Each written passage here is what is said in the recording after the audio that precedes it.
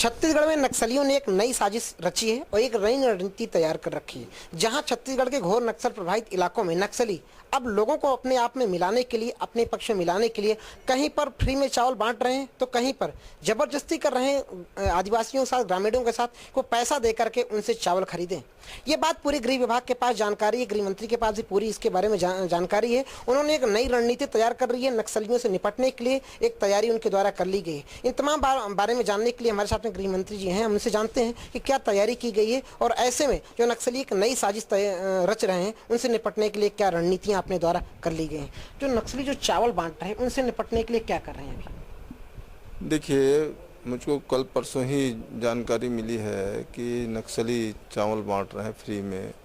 और जहां उनके समर्थन में नहीं आते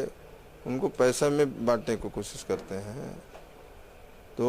ये जानकारी मैं अधिकारियों को भी बतला दी हूँ, अभी माननीय मुख्यमंत्री जी को बतलाने के लिए जा रहा हूँ कि इस तरह से रणनीति वो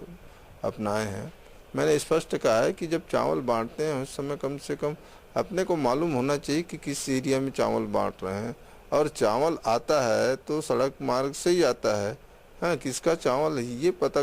करने की जिम्मेदारी हमारी विभाग की होती है, और उस दृष्टि से चावल कहाँ जा रहा है ये इजी वे में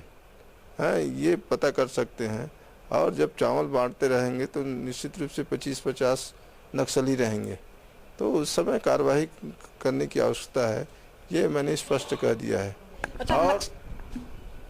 और ये तो आपको मालूम है कि नक्सली हमेशा आदिवासी के या गांव के लोगों की आड़ लेकर के चाहे छुपते हैं, भगते हैं, है ना, गांव के लोगों को ढाल बना करके चलते हैं, जिसके कारण जब फायरिंग होता है तो गांव के लोग भी कभी कभार, आपको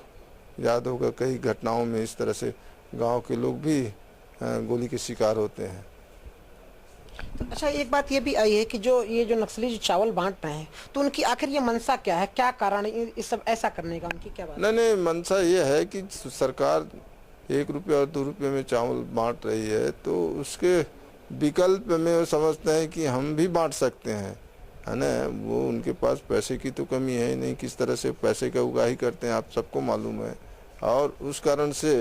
है ना, सरकार की कंपटीशन विकल्प के रूप में अपने को प्रदर्शित करना चाहते हैं। लेकिन उसके बावजूद भी मैं कहता हूँ ये कुछ ही लोगों के बीच में इस तरह से कर पाएंगे, और उस काम को भी हम चर्चा करेंगे माननीय मुख्यमंत्री जी से, किस तरह से उनको अवॉइड करें, उनके कामों को किस तरह से हम करने से रोक लगाएं। क्योंकि अगर रोक लगाते हैं तो हम उस एरिया में अगर उनका वर्चस्व है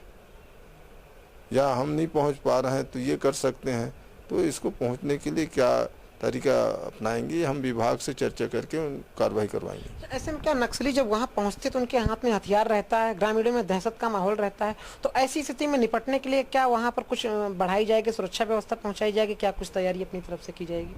नहीं, देखिए, जब भी वो चावल बांटते हैं आप फुटेज देख करके आपको मालूम हो जाएगा कि वो बंदूक हथियार रख करके बांटते हैं, और सभा भी लेते हैं, उस समय भी क्या बोलते हैं हथियार उनके हाथों में रहता है। तो इसलिए मैं कहा कि ऐसे समय में क्या बोलते हैं हमारे फोर्स जा करके पहुँच करके कार्रवाई करें। इस तरीके जैसा कि गृह मंत्री जी ने भी बताया कि नक्सली अब जो है सरकार की रणनीतियों के हिसाब और सरकार की तरीके से चलने की तैयारी कर रहे हैं, एक बड़ी साजिश की तैयारी कर रहे हैं जो आने वाले समय में सरकार के लिए खतरे की निशानी है। कैमरामैन संतोष साहू के साथ कमलेश पांडे, बंसल न्यूज़, रायपुर।